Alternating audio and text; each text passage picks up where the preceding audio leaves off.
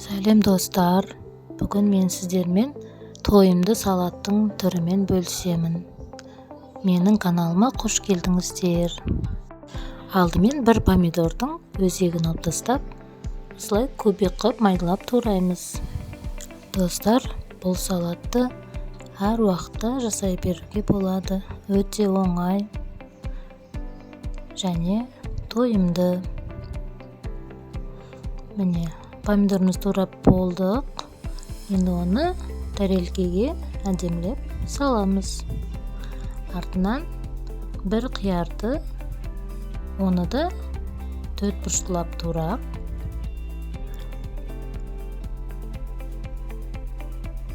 артынан оны да помидордың жанына жайғастырып саламыз. Артынан колбасамызды да дәл солай төртбұрыштылап турап, оны да рет-ретімен жанына жайғастырып саламыз.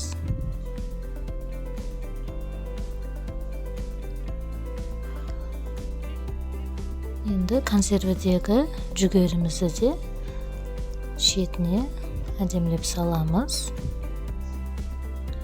Енді артынан кириешке саламыз. Барлығын көз мөлшермен сала бересіздер.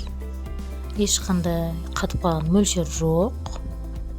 Көп жасасаңыздар, көп деп саласыздар. Кішірек тәрелкеге жасасаңыздар, барлығын аз-аздан қосасыздар. Енді екі жұмыртқамызды қайнатып, оны да төртбұрыштылап, әдемілеп тураймыз.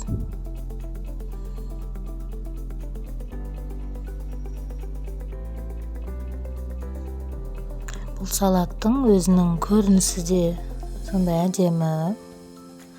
Бір қарағаннан тәбетті ашады. Енді жұмыртқамызды әдемілеп жайғастырамыз.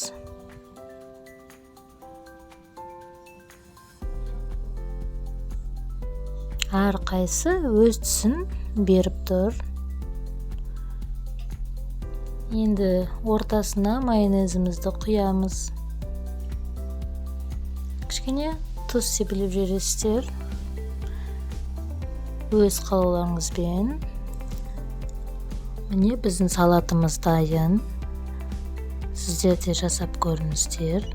Өте дәмді, тойымды салат.